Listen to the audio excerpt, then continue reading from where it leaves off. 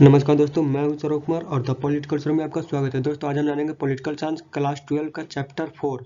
दोस्तों यह पार्ट 3 है वीडियो का और ऑलरेडी 2 वीडियो आ चुकी है 2 पार्ट में, पार्ट 1 और पार्ट 2। तो जिन्होंने पार्ट 1 और 2 नहीं देखा जाकर जरूर देख लीजिए, लिंक आपको नीचे डिस्क्रिप्शन बॉक्स में मिल जाएगा, तो जाकर जरूर देख लीजिए, पहले वो वाला वीडियो जरूर देख लीजिए। तो दोस्तों आज हम जानेंगे सत्ता का वैकल्पिक केंद्र के बारे में। तो जिन्होंने चैनल को सब्सक्राइब नहीं किया है, चैनल को सब्सक्राइब करके बेल आइकन जरूर दबा दें। तो चलिए शुरू करते हैं पार्ट 3 वाला यह वीडियो सत्ता के वैकल्पिक केंद्र के बारे में।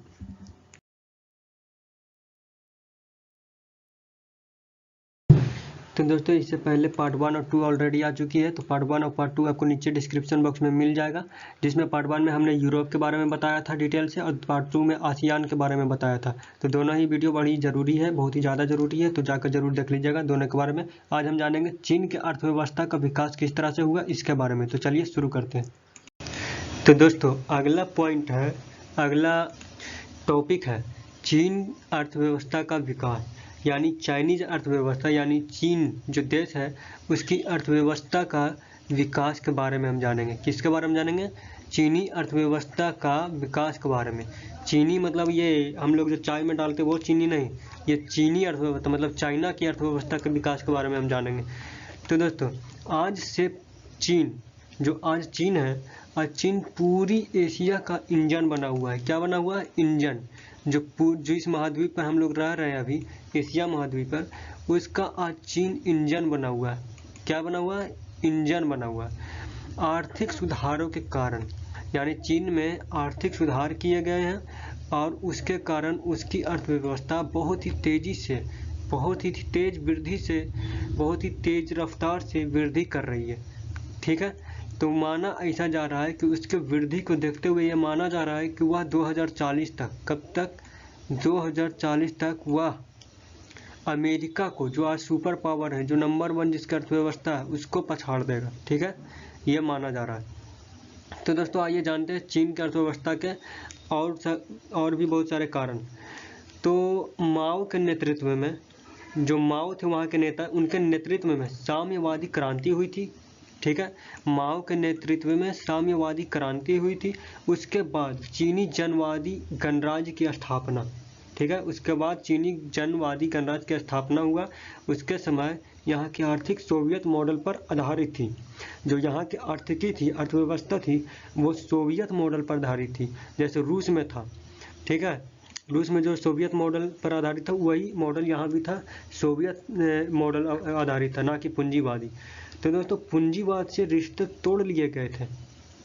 पूंजीवादी से उन लोग, चीनी को जो पहले जो व्यवस्था थी वो सोवियत मॉडल पर आधारित थी और वो पूंजीवाद से नफरत करती थी। पूंजीवाद से सारे रिश्ते तोड़ लिए थे। आर्थिक रूप से पिछड़ी हुई थी। ठीक है, सोवियत मॉडल पर होने के बावजूद वह आर्थिक रूप से क्या थी? पिछड़ी हुई थी। तो खेती से पूंजी निकालकर उसने क्या किया कि बड़े बड़े उद्योग खड़े करने में लगा दिया। जो खेती से जो भी पूंजी निकाला, जो खेती कर रहे थे उनसे पूंजी निकाला और उसका वो पूंजी जो थी उसको बड़े बड़े उद्योग खड़ा करने में क्या कर दिया? लगा दिया। तो विदेशी मुद्रा की कमी के कारण विदेशी मशीन और तथा तकनीकी सामानों की खरीद नहीं कर पाया। ठीक है, समझ रहे हैं ना बातों को, कि विदेशी मुद्रा की उसके पास कमी हो गई थी। वो कमी क्यों हो गई थी? क्योंकि उसने पूंजीवादी देशों से रिश्ता तोड़ लिया था। तो इस वजह से उसके पास विदेशी मुद्रा की काफ़ी कमी हो गई थी, किल्लत हो गई थी, और उसने खेती से जो पूंजी निकाला था उसे बड़े बड़े उद्योग खड़ा करने में लगा दिया था। तो जो मुद्रा की कमी हो गई थी, विदेशी मुद्रा की, उससे उसको क्या हो रहा था कि विदेश से मशीनों को नहीं खरीद पा रहा था। ठीक है, विदेशी मशीन था तो उसके तकनीकों को, सामानों को नहीं खरीद पा रहा था। तो इसलिए उसने क्या दिमाग लगाया कि जो भी आयातित सामान है, यानी जो भी विदेश से उसको मंगाना था, उसे उसने अपने ही देश में बनाना शुरू कर दिया। ठीक है, अपने ही देश में उससे चीज़ों को बनाना, उस सारे मशीनों को बनाना शुरू कर दिया। तो सभी नागरिकों को रोजगार मिला। इससे क्या हुआ? सभी चाइनीज नागरिकों को, काफ़ी लोगों को रोजगार मिला तथा सामाजिक कल्याण, शिक्षा, स्वास्थ्य के सुविधाओं उपलब्ध कराने में चीन सबसे विकसित देशों में से आगे निकल गया। और यही कारण था दोस्तों कि चीन जो बुनियादी क्षेत्र है इंसान के, जैसे शिक्षा हो गया, जो समाज कल्याण का हो गया, स्वास्थ्य हो गया, ये सब जो बुनियादी चीज़ें, घर हो गया, तो ये सब में चीन क्या हो गया, आगे निकल गया। ये सब में विकसित देशों से भी आगे निकल गया। सोचिए इससे क्या हुआ कि चीन की जो अर्थव्यवस्था थी, जो चीन की अर्थव्यवस्था थी, चाइना की अर्थव्यवस्था थी, उसका विकास 5 से 6% की दर से हुआ। कितने फीसदी से? 5 से 6% की ओर दर से हुआ। ठीक है, तो उसकी तेजी से बढ़ती हुई जनसंख्या, मतलब कहने का अर्थ यह हुआ दोस्तों कि उसकी रफ्तार 5 से 6% की दर से हुआ, बहुत तेजी से उसका विकास हो रहा था। लेकिन बीच में एक उसका बाधा आ गई। क्या बाधा आ गई? जनसंख्या। ठीक है, जनसंख्या बाधा आ गई, और जनसंख्या की वजह से उसे बहुत मुश्किलें आ रही थी। उसकी जो तेजी से बढ़ रही थी जनसंख्या, उसकी तेजी से बढ़ती हुई जनसंख्या क्या कर रही थी? विकास के लाभ से उन लोगों को, कुछ लोगों को, बहुत लोगों को वंचित कर रही थी। तो खेती के पैदावार, उद्योगों की पूरी जरूरत लायक अधिवेश नहीं दे पाते थे। ठीक है, काफी गंभीर संकट होने लगे थे। किससे? जनसंख्या बढ़ने के कारण काफी गंभीर संकट होने लगे थे, जैसे सोवियत संघ में हुए थे। ठीक है, जैसे सोवियत संघ में क्या संकट हुए थे, तो खाने की कमी हो गई थी, और बहुत सारे संकट हुए थे, जिसे हम पिछले चैप्टर में पढ़ा है। जिन्होंने नहीं देखा है जाकर जरूर देख लीजिएगा सोवियत संघ वाला वीडियो। तो चीन का औद्योगिक उत्पादन काफ़ी धीमा हो गया था, जैसे सोवियत संघ का अर्थव्यवस्था ठप हो गई थी।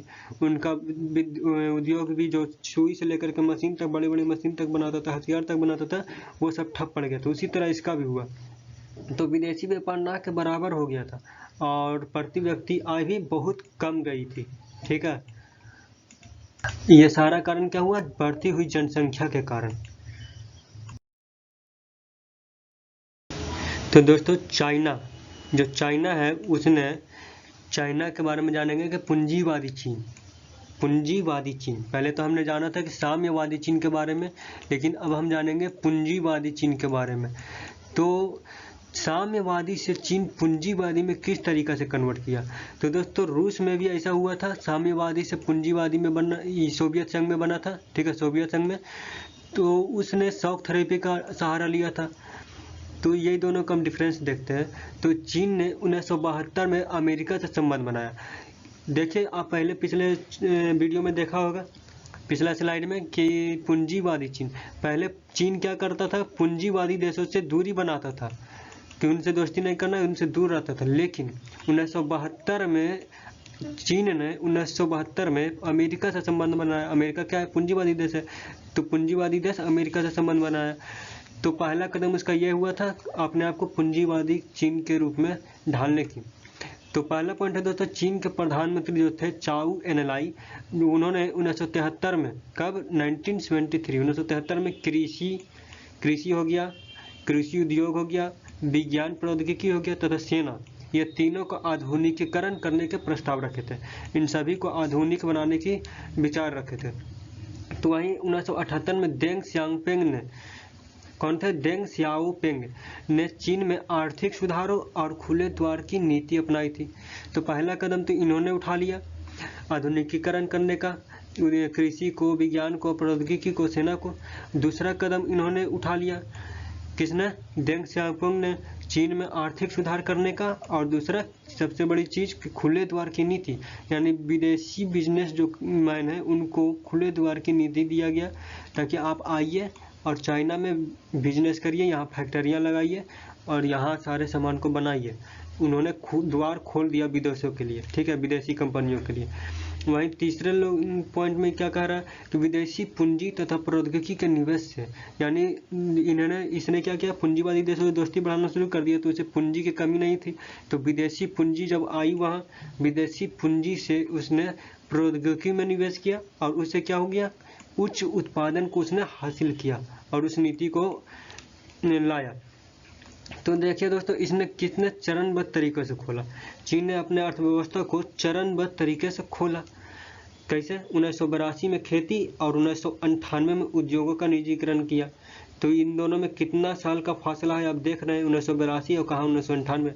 लेकिन वहीं दोस्तों सोवियत संघ में क्या हुआ था कि सोवियत संघ में औने पौने दामों में, एकदम स्पीड में कोई बिना किसी टेंशन के एकदम आया और सारे चीज़ों को बेच दिया औने पौने दामों में और शॉक थेरेपी के माध्यम से, और यही उसकी सबसे बड़ी हानि हो गई।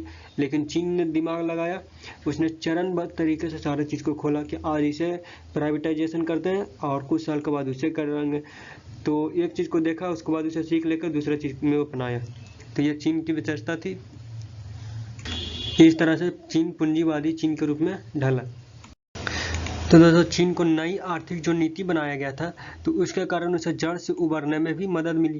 कृषि के निजीकरण के कारण, जो उसने कृषि का निजीकरण कर दिया था, उसके कारण क्या हुआ कि जो ग्रामीण लोग थे उनकी आमदनी क्या हो गई, जो ग्रामीण लोग थे उनकी आमदनी बढ़ गई। ठीक है, तो ग्रामीण अर्थव्यवस्था में निजी बचत बढ़ा, उनकी आमदनी बढ़ी, इससे ग्रामीण अर्थव्यवस्था में उनके निजी बचत जो होता है वो बढ़ा।